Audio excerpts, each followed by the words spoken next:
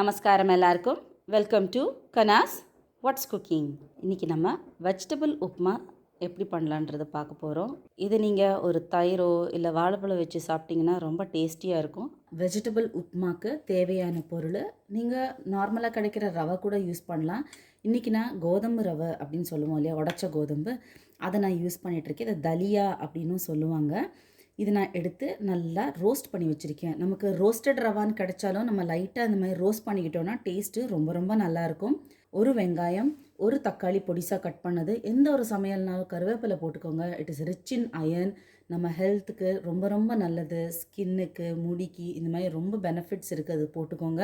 நான் beans, carrot, பட்டாணி இதெல்லாம் ஒரு கப்பு. நம்ம ஒரு கப்பு நம்ம ரவை எடுக்கிறனால வெஜிடபிள்ஸும் நம்ம ஒரு கப்பு போட்டுக்கலாம். இதில் நீங்கள் உருளைக்கிழங்கு பொடிசாக கட் பண்ணி போட்டிங்கன்னா டேஸ்ட்டு ரொம்ப நல்லாயிருக்கும். கர்நாடகாவில் அவரைக்காள் உப்பிட் அப்படின்னா ரொம்ப ஃபேமஸ். அவரைக்காள்னால் வேறு எதுவும் கிடையாது, நம்ம மொச்சை காய் இருக்கு இல்லையா, அது போட்டு உப்புமா பண்ணுவாங்க. டேஸ்ட்டு ரொம்ப நல்லாயிருக்கும். இதுக்கு ஒரு டேஸ்ட் மேக்கர் அப்படின்னு சொன்னால் பெருங்காயம் நம்ம சேர்ப்போம்.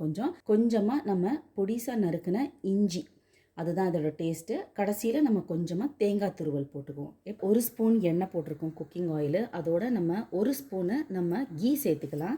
கீ போடும்போது டேஸ்ட்டு ரொம்ப நல்லா இருக்கும். எண்ணெய் காஞ்சதுக்கப்புறமா நம்ம இதுக்கு கடுகு, இதுக்கு மெயின் வந்துட்டு நீங்கள் கடலைப்பருப்பு சேர்த்திங்கன்னா டேஸ்ட்டு ரொம்ப நல்லாயிருக்கும். நம்ம சாப்பிடும்போது அது வாய்க்கு கிடைக்கும்.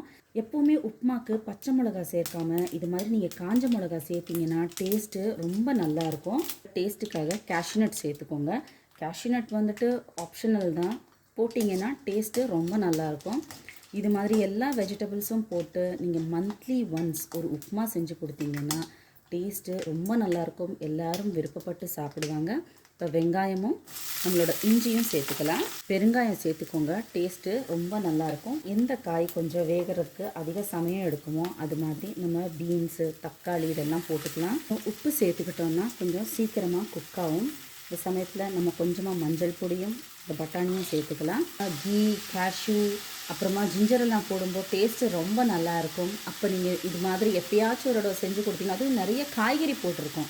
இதில் எசென்ஷியல் நியூட்ரியன்ட்ஸ் இருக்குது, வைட்டமின்ஸ் அண்ட் மினரல்ஸ் எல்லாமே கிடைச்சிடும் நமக்கு ஒரே பவுல் சாப்பிடும்போது. நம்ம இந்த பக்கம் காய்கறி எல்லாம் ஃப்ரை பண்ணும்போது அந்த பக்கம் நம்ம ரவை வறுத்துக்கலாம். அப்புறம் ஒரு பாத்திரத்தில் கொஞ்சம் நிறையாவா தண்ணி வச்சு நம்ம கொதிக்க வச்சு இப்படி சிம்மில் வச்சுருந்தோன்னா அப்போது நமக்கு ஈஸியாக இருக்கும். ஏன்னா நம்ம பச்சை தண்ணி எப்போவுமே குக்கிங்க்கு யூஸ் பண்ணாமல் இது மாதிரி நம்ம கொஞ்சம் சுடு தண்ணி போட்டுக்கிட்டோன்னா குக்கிங் ஈஸியாக இருக்கும். இப்போ இதெல்லாம் வெஜிடபிள்ஸு நல்லா ஃப்ரை ஆகிடுச்சு.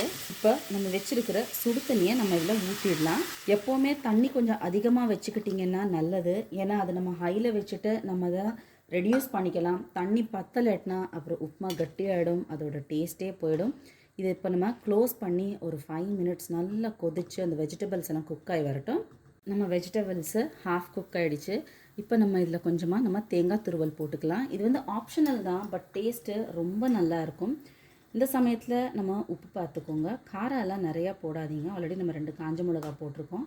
நம்ம கர்நாடகா எஸ்பெஷலி பெங்களூர் பக்கம் எல்லாம் பார்த்தீங்கன்னா இதில் கொஞ்சமாக கரம் மசாலா போடுவாங்க. ரொம்ப நல்லாயிருக்கும் டேஸ்ட்டு. அப்படி உங்களுக்கு பிடிச்சிருந்ததுன்னா நீங்கள் போடலாம். நம்ம இதில் இந்த உடச்ச கோதுமைன்னு சொல்கிறோம் இல்லையா, அதை நம்ம போட்டு நம்ம நல்லா மிக்ஸ் பண்ணிக்கலாம். இது வந்து கொஞ்சம் பெருசு அப்படின்றனால நமக்கு இதுக்கு நிறைய தண்ணி பிடிக்கும். கொஞ்சம் நிறைய தண்ணி வச்சு பொறுமையாக குக் பண்ணி எடுத்திங்கன்னா நம்மளோட உப்புமா ரொம்ப நல்லாயிருக்கும். தண்ணி கம்மியாயிடுச்சுன்னா டேஸ்ட்டு நல்லா இருக்காது. இப்போ ஸ்லோலி அதை மிக்ஸ் பண்ணிக்கிட்டே இருங்க, கட்டி விடாமல். நம்ம கர்நாடகா சைட் சௌச்சௌ பாத் அப்படின்றது ரொம்ப ஃபேமஸ். வேறு ஒன்றுமே இல்லை, ஒரு கப் கேசரியும் ஒரு கப்பு உப்புமாவும் கொடுப்பாங்க சேர்ந்த மாதிரி. டேஸ்ட்டு ரொம்ப நல்லாயிருக்கும் சேர்த்து சாப்பிடும்போது. நான் பைனாப்பிள் கேசரி என்னோடய வீடியோவில் பண்ணியிருக்கேன். கேசரியும் இந்த உப்புமாவும் செஞ்சு சாப்பிட்டு பாருங்கள், ரொம்ப நல்லாயிருக்கும் டேஸ்ட்டு. இப்போ இதை சிம்மில் வச்சு ஒரு 5 நிமிஷம் குக் பண்ணுங்கள். நடுவில் அதை கிண்டி கொடுத்துக்கோங்க. இப்போது நம்மளோட காய்கறியும் நம்மளோட கோதம்பு எல்லாமே நல்லா வெந்து வந்திருக்கு. இப்போ அது நல்லா ட்ரை ஆகும். தண்ணியெல்லாம் உறிஞ்சிருச்சு. இப்போ பார்த்திங்கன்னா நல்லா வெந்து நல்லா வந்திருக்கு நம்மளோட கோதுமை வெஜிடபிள் உப்புமா. எல்லோரும் நம்மளோட சூப்பர் டேஸ்டி வெஜிடபிள் உப்புமாவை ட்ரை பண்ணி பார்த்துட்டு எப்படி இருக்குன்னு சொல்லுங்கள். தேங்க்யூ.